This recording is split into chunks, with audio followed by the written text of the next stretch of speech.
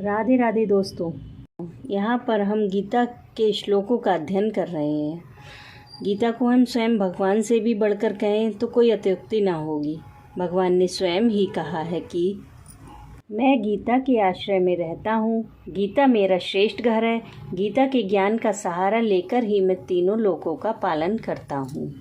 इसलिए गीता की जितनी भी तारीफ की जाए वो कम ही है। आइए इसके आगे के श्लोकों का अध्ययन करते हैं।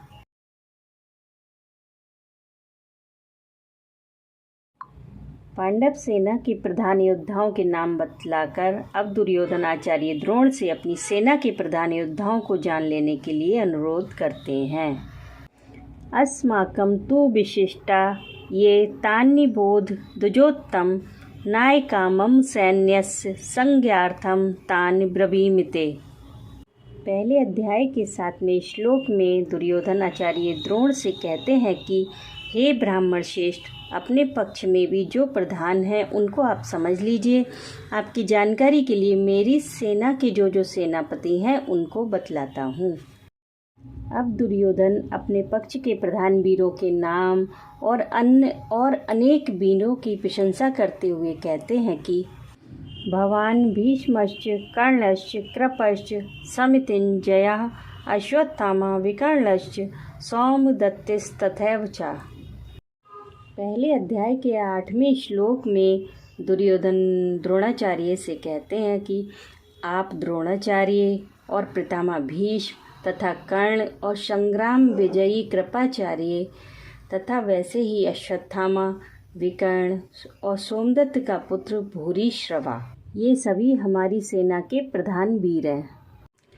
द्रोणाचार्य महर्षि भारद्वाज के पुत्र थे और कौरव और पांडवों के गुरु थे। वो भीष्म पितामह राजा शांतनु के पुत्र थे और भागीरथी गंगा से इनका जन्म हुआ था। कर्ण कुंती के पुत्र थे।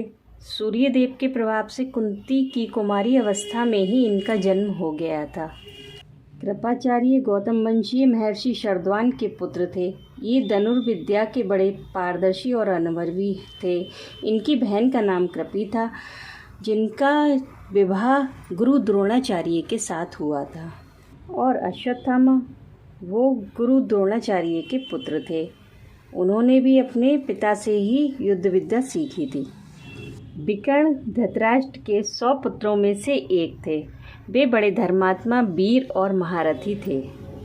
कौरवों की राजसभा में अत्याचार पीड़िता द्रौपदी ने जिस समय सब लोगों से पूछा कि मैं हारी गई या नहीं, उस समय विदुर को छोड़कर शेष सभी सभासद चुप रहे। एक विकर्ण ही ऐसे थे जिन्होंने सभा में खड़े होकर बड़ी तीव्र भाषा में न्याय और धर्म के अनुकूल स्पष्ट कहा था कि द्रौपदी के प्रश्न का उत्तर ना दिया जाना बड़ा अन्याय है। मैं तो समझता हूँ कि द्रौपदी हम लोगों के द्वारा जीती ही नहीं गई। सोमदत्त के पुत्र भूरिश्रवा को सोमदत्ती कहा करते थे।